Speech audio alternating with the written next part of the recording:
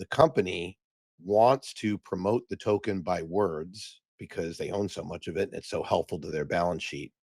And the community cheers everything that the company does. So the company is building a real business, like a very real business in terms of bringing custody, prime brokerage, not just for crypto, but FX prime brokerage together with Hidden Road, wallets, et cetera, trying to build a vertically integrated business that is on the scale of, for lack of a better word, in many respects, the institutional business that Coinbase has.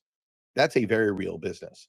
None of that has a damn thing to do with XRP except for two things. One, there will be some products that might use the ledger, but not really clear how much demand that will cause. And two, XRP is enormously important to their balance sheet as collateral. Now, the audio you just heard from Dave W., who is the former chairman of CoinRoutes, was recently shared on a crypto town hall which was hosted on X. And he said two very crucial things, which I think are either going to piss off a lot of XRP community members, but also give us a hint into what's possible for the XRP community in the future, considering that last statement he shared, which is that XRP is used as collateral. And because Ripple has now spent $4 billion acquiring major financial powerhouses, they can actually integrate XRP and the XRPL into many of these applications. The question remains, will there be loads of demand for it, or will it just fizzle out?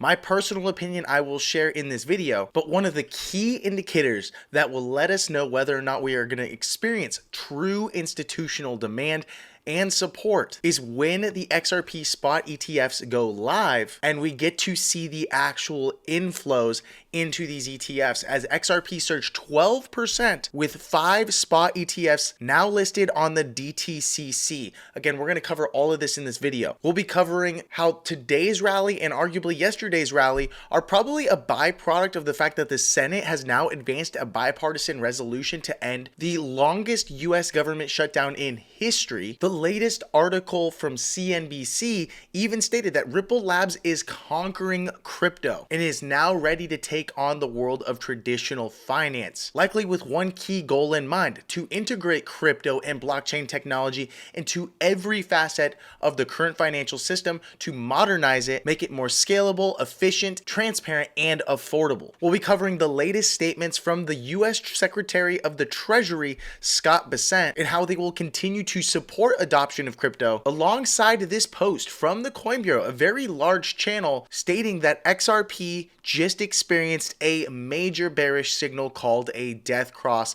and what we can actually find on the charts to help us make a prediction moving forward, considering we can go back in history and see what occurred with XRP after it experienced death crosses in the past. So be sure to stick around until the end. And if you want to get ahead of your retirement by taking advantage of tax-advantaged Roth IRA or IRA accounts while self-managing your crypto portfolio, then go ahead and check this out. Do you love crypto, but are you worried about taxes shrinking your retirement nest egg? Here's the deal. Trading and selling crypto can trigger capital gains taxes, eating into your wealth. A crypto IRA fixes that. Per IRS publication 590B, traditional IRA gains like those from crypto aren't taxed until distributed. That's why we've partnered with iTrust Capital, a leading crypto IRA company in the USA, to sponsor today's video. And they offer institutional grade custody for retail clients that want to set up their crypto IRAs for retirement, leveraging top storage solutions like Fidelity, Wells Fargo, and Coinbase Prime to keep your assets secure. To get started, simply click the link in the description of this video, sign up for free, and fund your account with cash. They also offer 401k rollovers or crypto transfers, and you can trade 24/7 with just 1% transaction fees and no maintenance costs. As always, I'm not a CPA or financial advisor, so consult one for tax advice, and we do earn a commission if you sign up using our link below to fund your crypto IRA account, but that helps support value-based videos like this. And iTrust Capital already has over 200,000 crypto IRA accounts and over $14 billion in transactions, proving they're trusted by smart investors just like you. So click the link below, get started now by funding your account today, and let's create generational wealth together. And as always, my friend, if you're feeling blessed and bullish, comment 777. And if you're going to be the wealthiest person in your family tree, smash the subscribe button. Hello and welcome back to the Bull Runners YouTube channel. If you're new here, my name is Paul. The first thing I want to cover is the fact that this is actually quite big news. We've already covered it over and over and over again, so it's not new news, but it's good to see that it's actually happening. As the Coin Bureau reported, the first US spot XRP ETFs could launch next week. And we're talking ETFs from some major players in the space. Bitwise, Franklin Templeton, 21 Shares, Canary Capital, and CoinShares are in the active and pre-launch category with the DTCC, which is the Depository Trust and Clearing Corporation. So right now they are pending SEC approval, but will likely be approved next week. And this will really give us an insight into how much institutional demand there truly is for the XRP token, because this will be the very first regulated XRP spot ETF in the United States. So it's going to offer a lot more access for a lot of those bigger players, or those players that simply only want to invest through an ETF, which tends to be a better thing to hold anyways, or to buy, because unlike ETPs, it's typically lower in fees and sometimes not basketed with other products. This is straight up XRP spot. And this plays well into the most recent article directly from CNBC on how Ripple Labs is conquering crypto. That's quite a statement. And when we go ahead and hop on over to the article, you can see that they're bringing awareness for just how great the developments have been on the Ripple side. Over the past year, the firm has ramped up efforts to bridge the Web3 world and an industry that has long been viewed as its foil, traditional finance. In the past, right, Web3 was one thing, traditional finance was another. We're beginning to realize that there's going to be a marriage between the two, using blockchain technologies and broad support from virtually every single regulatory body over at the federal level, because stablecoins are key and crucial to the continued dominance of the US dollar and US treasuries. That said, a quote directly from Garlinghouse was, "I want to see Ripple invest in the future and get ahead of where the market's going." And this has been really wise for Ripple to do. It's one thing to try to build out all of this infrastructure or business, or to hire all of the right people in all of the facets of the businesses that they've acquired this past couple of years, when instead you can simply acquire these adjacent businesses and then integrate blockchain into them.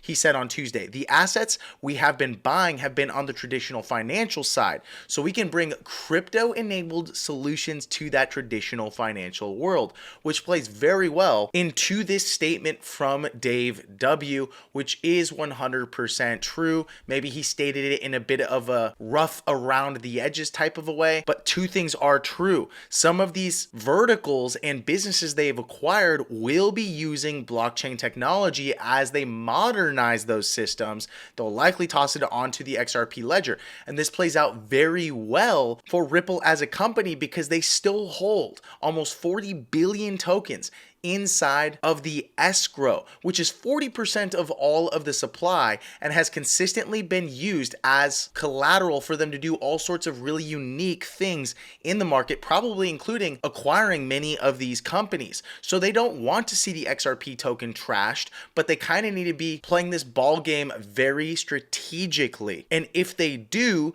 they are actually going to integrate the XRPL into many of these businesses, which will increase the demand and adoption for XRP on the ledger. Institutions will see that, buy the XRP spot ETF to get a bit of exposure to it and the potential upside of the Ripple company. The value of XRP goes up, and they can use it for even more creative things in their business. So I wouldn't really take this as a negative statement. It's just that right now they really have to play it smart with how they use the businesses that they've actually acquired and how they integrate XRP into it. Still, at the end of the day, there are no guarantees. And I believe that price action is king. If the price action is extremely weak and a bunch of positive news, that simply tells you that the demand isn't great enough to support all of that positive news. On the flip side, if we saw this positive news and you continue to see the price pump and move and trend to the upside, then that's a good indicator that demand is following. So I actually watch the price first, then I use news as a secondary indicator. And as of the last few days, the price action has been pretty positive on the ETF news when you also combine that with the fact that the US Senate passed a 60-40 procedural vote on Sunday to advance a continued resolution to fund federal operations through at least January 2026. And markets did like both of those announcements, which caused the price to pump a little bit. At the same time, though, we're seeing the fact that we're officially in death cross territory as the 50 simple moving average just broke below the 200-day moving average, and that is typically considered a very bearish signal. But I will dive into the charts to prove or verify whether that's the case or not. But first, I'd like to cover a bit from the Secretary of the Treasury, Scott Bessent, and how they plan to approach crypto moving forward. And these are his statements from when he went to the American Bankers Association. We will take a close look at regulatory impediments to blockchain, stablecoins, and new payment systems. And we will consider reforms to unleash the awesome power of the American capital markets. Americans deserve a financial services industry that works for all Americans, including and especially Main Street. And so it seems he's been pretty consistent on that stance, because today he made an announcement that the US Treasury and the IRS issued new guidance giving crypto exchange traded products, or ETPs, a clear path to stake digital assets and share staking rewards with retail investors, which is huge when we talk about institutional adoption, because although many retail investors might not think about this type of stuff, simply offering it allows for the bigger players to have confidence that they also won't get in trouble for taking advantage of these types of products. This move increases investor benefits, boosts innovation, and keeps the America the global leader in digital asset and blockchain technology. So they're essentially moving everything aside from the old administration. And I will say, although 2025 hasn't been an amazing year for crypto, from the price action perspective, in my last decade of being in the space, we've seen by far the most positive developments for the entire industry from a federal level. But will this be enough to actually support the price of XRP here in the near future and moving forward? Again, we were just talking about how over the last week, and especially the last few days, we saw XRP rally off of lows of like 227 all the way up to about 258 on some exchanges for a 13% gain, with a new local low off of the low wick at about $2.06. By the way, this blue line is the 50-day EMA, and the yellow line is the 200-day EMA. You can see that acted as a pretty good dip buying opportunity in the earlier stages of the market in April as well as June, before XRP pumped or bottomed out. And this is the very first time we are seeing a death cross. My biggest concern is the fact that right now, with all of this uncertainty and Bitcoin still not looking that strong, I'd like another week of price action to confirm the trend. In other words, I'm not 100% bull or 100% bear. I think we need a little bit more time, and when those moves happen, they can happen very fast. It's just the fact that now XRP is going to face a lot of overhead resistance even with the ETF, and I think the ETF price might already be, the ETF news might already be priced in on this little rally. Either way, we have a lot of overhead resistance at the $2.73 level, as well as at that 200-day moving average, which right now we are below. And in the past, right, the last time we were actually crossed back over was before we broke out. So this is the very first breakdown. And when you look at past cycles, especially the one in 2018, which we will cover, first I'm going to cover the 2020 rally. You can see 2020 rally, 50 EMA above the 200 EMA, and we remained above there with a boatload of volatility, including into the lawsuit. Once we crossed over, you can see XRP had bottomed out for a short period of time, but then we put in a new lower high, another lower high, and then we continued in a downtrend with a bit of chop and volatility, and it took quite some time for XRP to break out, lagging the market until we essentially knew that this thing was over with the lawsuit, and that was a period of almost 1,300 days. So that's a long period of time to be sitting in the market.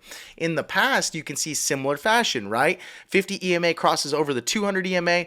Then we break down really hard. So there's loads of volatility. We get the death cross right here, right? XRP had already bottomed out by that point in time, rallied for a new what? Lower high, and then continued trending down. So my personal experience and just chart history leads me to believe that this is a signal of actual weakness. And so although we might have seen a local bottom, and it's very much possible we put in a higher high right here at about 275, it's going to be extremely difficult for XRP to make any new highs for the year. And I'm talking highs above the prior all-time high of $3.66. We'd have to see all of these catalysts align perfectly. We'd have to see a stupid amount of spot ETF demand. And I'm not saying all these things can't happen, because at the end of the day, XRP for many years was an underdog with the XRP lawsuit with the SEC. So that said, it's very much possible that XRP somehow is that underdog with fight in it that actually pumps for new all-time highs. But my gut instinct is telling me that at this point in time, I no longer want to be buying a bunch of dips. I actually want to be selling rips. So if XRP were to pump up here to 270, I'd likely be taking a short position with a tight stop. So that is it for the video, folks. If you enjoyed it, be sure to subscribe to the channel and also check out altcoinpro.com. You can find the link in the description or bio below to get access to any of the services that we offer. And arguably within 15 minutes, at least once per week, not only can you put your crypto to work for you, but for many people, it's enough to actually not only earn back the cost of their membership sometimes in a single week, but can also help you to take advantage of this last few months in the crypto markets by the end of the year. We have so many of our students